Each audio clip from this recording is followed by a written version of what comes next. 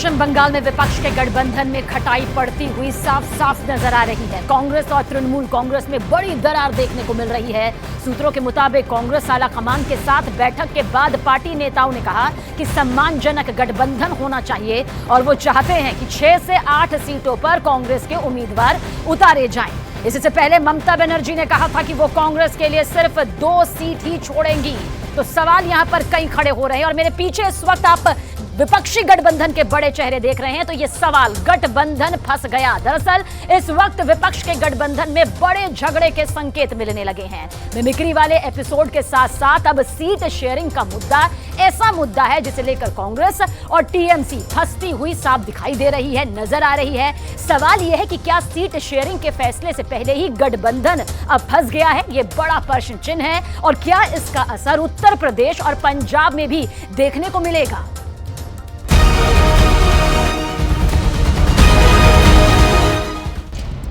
राज्यों से लेकर केंद्र की सियासत तक अब विपक्ष के सामने बहुत बड़ी चुनौतियां खड़ी हो गई हैं और हमेशा की तरह एक बार फिर विपक्ष के लिए सबसे बड़ा चैलेंज नरेंद्र मोदी बन चुके हैं।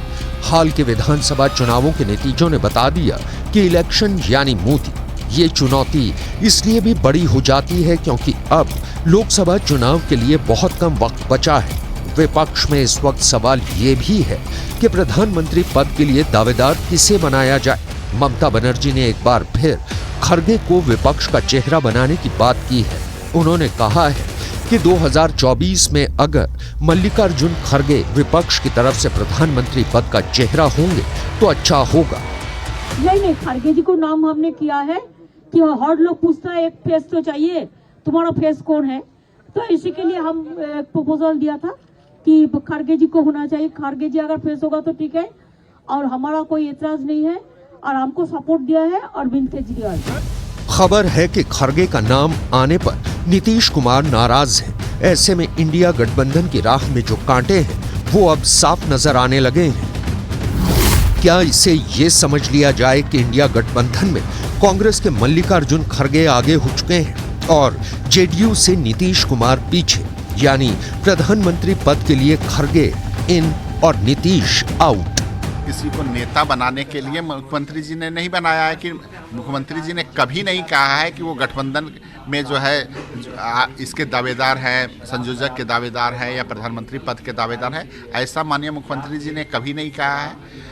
लेकिन बिहार के लोग, पार्टी के सभी नेता चाहते हैं कि मुख्यमंत्री जी संयोजक बने, प्रधानमंत्री, चूंकि एक्सपीरियंस वाले नेता हैं। बिहार का भी भला होगा, देश का भी भला होगा।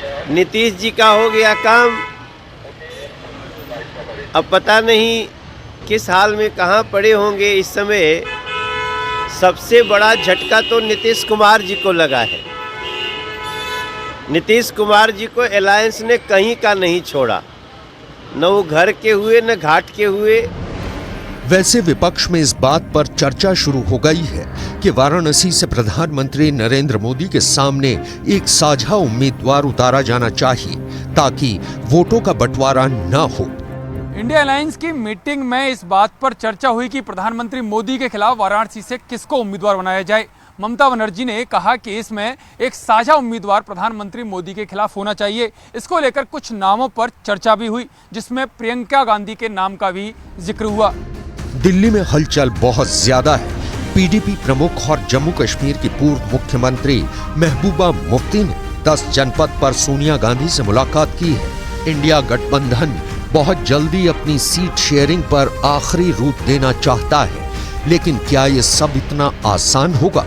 क्योंकि उत्तर प्रदेश और पश्चिम बंगाल के बाद अब एक और राज्य है जहां कांटा फंस गया है। पंजाब को लेकर खबर यह है कि आम आदमी पार्टी लोकसभा चुनावों में कांग्रेस से गठबंधन करेगी या नहीं, इस पर पिक्चर साफ नहीं है। इसे लेकर आम आदमी पार्टी में चर्चा होनी है। गठबंधन को लेकर अब कोई भी चर्चा अरविंद केजरीवाल की मौजूदगी में ही होगी। फिलहाल आम आदमी पार्टी के संयोजक अरविंद केजरीवाल 30 दिसंबर तक विपश्यना में रहेंगे। गठबंधन तो मजे मजे में बन गया, लेकिन सीट शेयरिंग में मामला फंस गया। इंडिया गठबंधन का अभी तक तो यही अपडेट है। वैसी जितनी टक्कर सरकार और विपक्ष के बीच जारी है, उतनी ही तकरार इंडिया गठबंधन में भी देखी जा रही है। अगले कुछ दिनों में और बादल छाएंगे या फिर ये बादल छटेंगे? उलझन बहुत ज्यादा है, लेकिन फिलहाल विपक्ष को मिमिक्री विवाद से निपटना है, क्योंकि बीजेपी ने इसे बड़ा मुद्दा बना लिया है।